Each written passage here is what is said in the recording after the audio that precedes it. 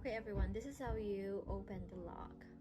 So it has code 341913, and this is how you do it. The first step, you're going to set it to 0 and then turn twice. 1,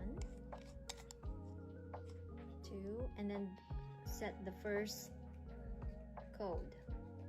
In this case it's 34.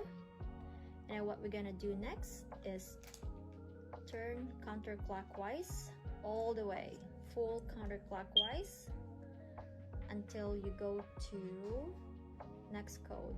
In this case, the second code is number 19, and then the third one, just turn to the next code right away, which is number 13. So let's see if this works.